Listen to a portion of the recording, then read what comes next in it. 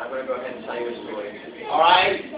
I'll tell you what, it all started a week after Bible time. Just that previous week, I worked so hard. I brought visitors to Bible time. I memorized verses. I was there every single day. I think I almost even won the evangelist ribbon display. You know, when I was going through all my verses, I came across the verse, Isaiah 53:6. All we like sheep have gone astray. And I went through and I started going the verse, and I remembered and how I memorized that verse to be able to earn my living. I was excited about it. I was pumped. Well, that day, I decided I wanted to go take a bike ride to the Grand Canyon. I wanted to ride down every single one of those trails. I wanted to be the first person in this whole world to be able to ride it on bike. So I got on my bike. I just bought a new one. I've never tested it on the road yet. But I got on my bike and I took off as fast as I could. I went everywhere. Everywhere that you could think of in the Grand Canyon. I was going downhill, uphill, everywhere. That bike was amazing. The bike was amazing. I was going all over the place. But one thing I didn't know, that in the Grand Canyon, there's a lot of creepy animals that are lurking about. Some animals that we don't even have a name for yet. Some animals that have not even been discovered.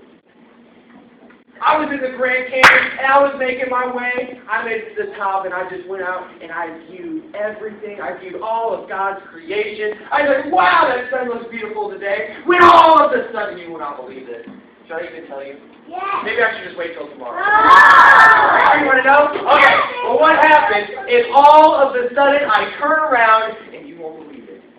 Not just one, not just two, but three werewolves come out of nowhere, and they're growling at me. I can see the saliva falling out of their mouth as they begin to growl. And I just had a big meal with some barbecue chicken, so I had barbecue all over my face and all over my clothes, and he smelled the barbecue. He thought I was chicken. And I'm like, oh my goodness. So I got my bike and I started to race downhill. I wanted to make it back to camp before I got killed. I didn't want to get killed, but I wanted to make it back to camp. So I made it as fast as I could. I was taking my bike down curves, and I knew that at the end, there was a death curve coming ahead. And I said, you know what? This will be perfect. By the time I get to the bottom of the hill, I can turn as quick as possible, and those werewolves would fall right off the cliff. I thought, whoa, that's so smart. That would be perfect. So I was up there on the hill, and I raced down as fast as I can, and you won't believe what happened next. Should I even tell you? All right. What happened next? I was going downhill as fast as possible when all of a sudden my handlebars come off the bike. It's a new bike. Why in the world did the handlebars go off? So I'm racing downhill. I have nothing to hold on to, so I'm like, ah!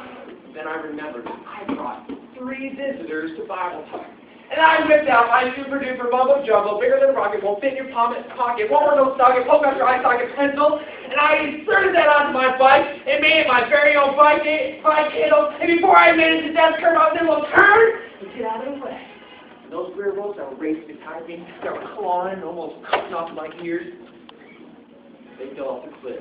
They're dead. This is how that super duper mumbo jumbo pencil saved my life. And you know what? If you bring 3 visitors to Bible time, you'll have an opportunity to have your very own stories of how this pencil saved your life as well. Do you guys ever bring visitors to Bible time? You bring visitors to Bible time? Do you have visitors to bring? Do you have neighbors to bring? You gotta have some.